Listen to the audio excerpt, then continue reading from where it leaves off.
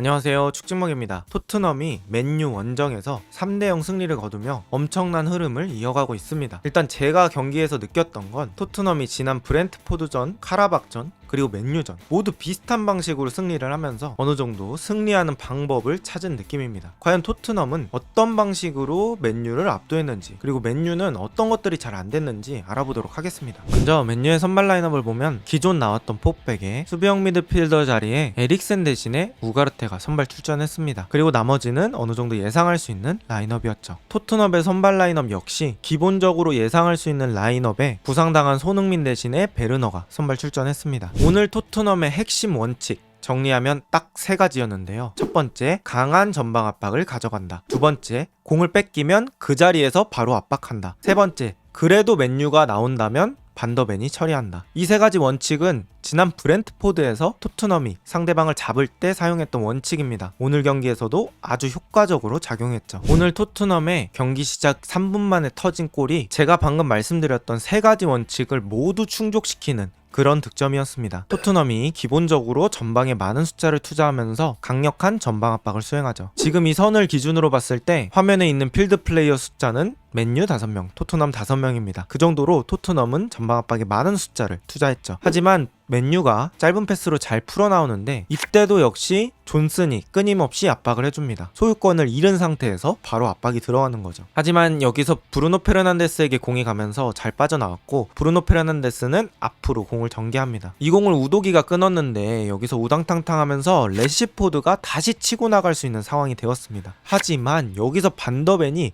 레시포드의 진행 방향을 이미 눈치채고 있었습니다. 그리고 반더벤이 미친 속도로 커버링합니다. 그리고 여기서 반더벤이 진짜 말도 안 되는 돌파를 시작합니다. 제가 가끔 맨시티 경기 설명하면서 센터백들이 전진할 때 상대방 수비들은 맨투맨의 혼란을 겪는다고 말씀드렸습니다. 왜냐하면 대부분의 수비 상황에서는 센터백들이 높은 지역까지 전진하지 않기 때문에 상대 수비들도 누가 막아야 될지 애매한 상황이 되는 거죠. 익숙하지 않은 상황이니까요. 그런데 반더벤은 속도까지 갖췄습니다. 그러다 보니 맨유 수비 입장에서는 당황할 수밖에 없습니다. 반더벤이 흔히 말하는 하프 스페이스, 풀백과 센터백 사이 공간으로 쭉쭉 치고 나가는데요. 여기서 마즈라이부터 보겠습니다. 마즈라이는 왼쪽에 있는 베르너를 신경 써야 했기 때문에 뒤늦게 합류할 수밖에 없었어요. 우가르테는 순수 속도에서 반더벤에게 밀립니다. 그리고 더리우트 역시 반더벤 주변에 2명의 수비가 일단 있기 때문에 선제적인 동작을 취하는 게 아니라 일단 기다립니다. 일단 본인들한텐 수적인 우위가 있으니까요. 하지만 반더벤은 여기서 공간이 있는 걸 확인하고 미친 가속을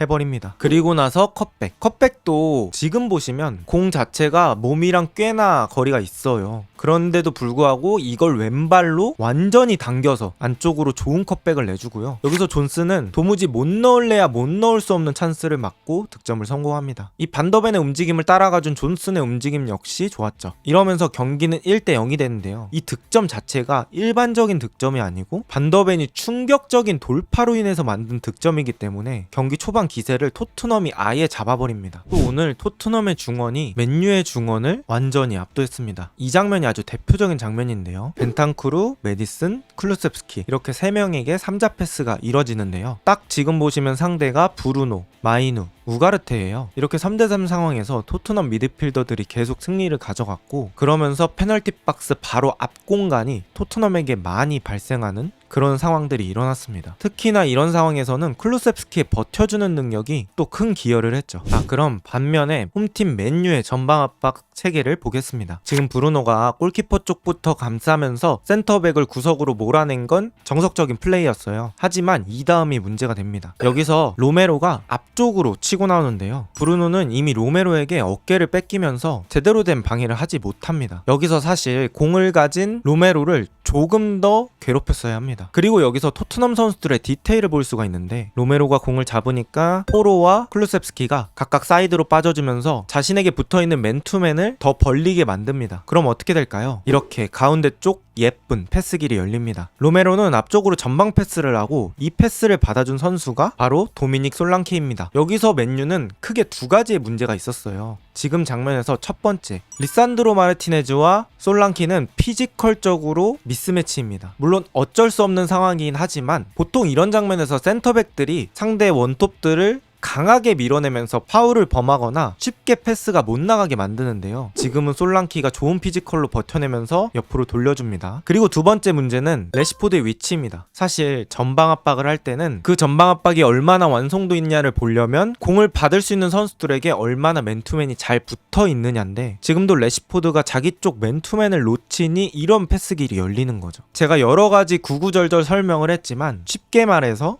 맨유의 전방 압박 체계가 그렇게 완성돼 있지 않다는 느낌을 오늘 경기에서도 역시 받았습니다. 저는 맨유가 가장 잘하는 수비 형태가 지금과 같은 4-2-4와 4-4-2를 오고 가는 수비 형태라고 생각을 하는데요. 이런 수비 대형으로 잘 버티면서 우승컵을 가져왔던 게 FA컵 결승전이고, 다른 경기에서도 이런 수비 대형을 유지할 때 좋은 결과가 많이 나왔었습니다. 하지만 오늘 경기에서는 또 한 번 전방 압박의 문제를 보여주는데요. 지금도 반더벤이 로메로에게 공을 주는데, 그렇게 되면 지르크지에게 선택지는 두 개가 됩니다. 첫 번째는 여기서 로메로를 따라가는 거고, 두 번째는 제자리에 있으면서 4-4-2 수비 형태를 유지하는 거죠. 하지만 지르크지가 이렇게 출발을 합니다. 이 출발을 할 때 문제가 뭐냐면, 지르크지가 출발한다는 건 곧 맨유 전방 6명의 선수들이 맨투맨을 꼼꼼히 하면서 6명이 한 몸이 된 것처럼 조직적으로 움직여야 한다는 거죠. 하지만 뭔가 지르크지의 습관적인 압박 느낌이라고 해야 될까요? 완전히 약속된 느낌은 아니었습니다. 그러면서 가운데 쪽 브루노는 뒤늦게 따라가게 됩니다. 그리고 비카리오는 반더벤에게 공을 주는데, 그때 가르나초 역시 뒤늦게 따라가게 되죠. 반더벤이 공을 받는다 쳐도 가르나초와의 거리가 되게 멀기 때문에 반더벤은 다시 한번 공을 전개할 수 있는 여유가 생깁니다. 그런 여유를 바탕으로 반더벤이 공을 찰 수 있는 시간이 생겼고, 우도기가 공을 잡게 됩니다. 사실 가장 이상적인 구조는 지금 여기 있는 브루노 페르난데스가 골키퍼와 반더벤을 묶고, 가르나초는 사실 상대 풀백 우도기를 묶었어야 했습니다. 그래야 맨투맨이 꼼꼼하게 되면서 이렇게 비는 선수가 없어지는데, 지르크지가 약간 습관적인 출발을 하다 보니 나머지 선수들이 따라가게 되었고, 그러다 보니 이렇게 한 명의 프리맨이 발생합니다. 여기서 제가 드리고 싶은 말씀은, 전방 압박을 하는 건 문제가 아닙니다. 하지만 할 거면 제대로, 아니면 물러서, 이렇게 둘 중에 하나를 선택해야 한다는 거죠. 전방 압박은 애초에 전방에 숫자를 많이 투자하기 때문에 리스크가 있는 행위일 수밖에 없습니다. 그런데 맨유는 경기 내내 전방 압박이 조직적으로 이루어지고 있다는 느낌이 안 들었습니다. 그리고 이 찬스는 토트넘에게 역습 찬스를 부여했고, 존슨이 골대 맞히는 슈팅까지 나오는 장면이 되었습니다. 여기까지 설명드렸을 때 여러분들도 아시겠지만 양 팀의 큰 차이, 바로 전방 압박입니다. 전방 압박이 얼마나 디테일이 살아있는지, 얼마나 전방 압박의 텐션이 유지되는지, 얼마나 조직적으로 움직이는지에 따라서 양 팀의 경기력이 차이가 나는 결과가 생깁니다. 지금 장면도 또 반복되는 문제죠. 지르크지가 로메로에게 전방 압박을 가는 순간에 클루셉스키가 이번에는 안쪽으로 좁혀주면서 사이길에서 패스를 받을 준비를 해줍니다. 지금 보면 맨유의 마크맨은 마이누는 옆에 있는 포로, 레시포드는 옆에 있는 쿨루셉스키였던 것 같은데, 레시포드가 아까부터 계속 쿨루셉스키를 놓치고 있습니다. 이렇게 뒤쪽의 선수들이 준비가 안 돼 있는데 자꾸 지르크지가 전방 압박에 시동을 거니 맨유의 전체적인 대형이 흔들립니다. 그나마 성공적인 전방 압박 수비가 있었는데요. 지금처럼 우도기가 공을 잡았을 때 공을 잡은 선수 주변에 모든 선수들이 붙어 있고, 센터백 더리우트가 올라와서 우도기를 피지컬적으로 누르면서 파울을 범하고 토트넘의 빌드업 템포를 낮췄습니다.